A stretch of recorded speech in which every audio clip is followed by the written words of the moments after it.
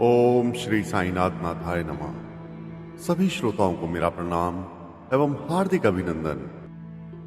मित्रों, आज के श्री साईं बाबा अमर संदेश में बाबा कहते हैं, जिंदगी को ठीक तरह से जीने के लिए एक ऐसे साथी की आवश्यकता रहती है जो पूरे रास्ते हमारे साथ रहे, हमें सही रास्ता बताए, हमसे प्यार करे, सलाह दे और सहायता की शक्ति तथा भावना दोनों से ही संपन्न हो।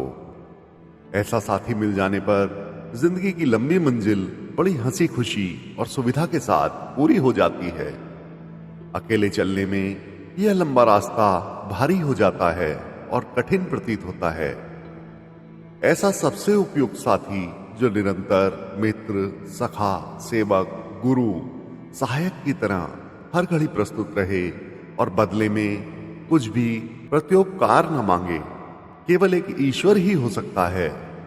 ईश्वर को जीवन का सहचर बना लेने से मंजिल इतनी मंगलमय हो जाती है कि यह धरती ही ईश्वर के लोक स्वर्ग जैसी आनंद युक्त प्रतीत होने लगती है। यूं ईश्वर सबके साथ हैं और वह सबकी सहायता भी करते हैं, पर जो समझते और देखते हैं वास्तविक लाभ उन्हें ही मिल पाता है। किसी के घर में सोना गड़ा है और उसे वह प्रतीत ना हो तो गरीबी ही अनुभव होती रहेगी, किंतु यदि मालूम हो हमारे घर में इतना सोना है तो उसे भले ही उपयोग ना किया जाए, मन में अमीरी का गर्व और विश्वास बना रहेगा।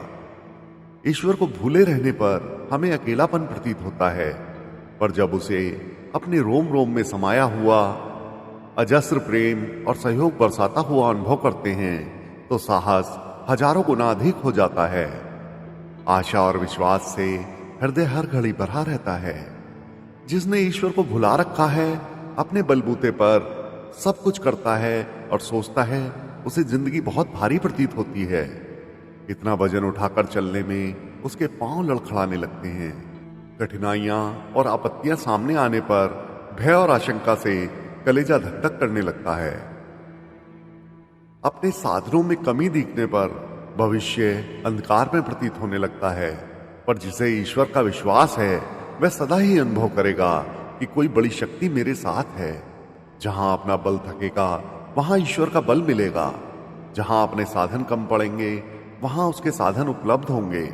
इस संसार में क्षण क्षण पर प्राण घातक संकट और आपत्तियों के पर्वत मौजूद हैं। जो उनसे अब तक आपकी रक्षा करता रहा है वह आगे क्यों नहीं करेगा। अब तक के जीवन पर यदि हम ध्यान दें तो ऐसे ढेरों प्रसंग याद आ जाएंगे जब चारों ओर अंधेरा छाया हुआ था और यह प्रतीत होता था कि नाव अब डूबी, पर स्थिति बदली, विपत्ति की घटाएं घटी और सुरक्षा के साधन बन गए। लोग इसे आकस्मिक अवसर कहकर ईश्वर के प्रति अपनी आस्था को भुलाते रहते हैं। वास्तविकता यह है कि समय समय पर हमें दैवी सहायता मिलती है और अपने स्वल्प साधनों के रहते हुए भी कोई बड़ी शक्ति सहायता करने के लिए आ पहुंचती है।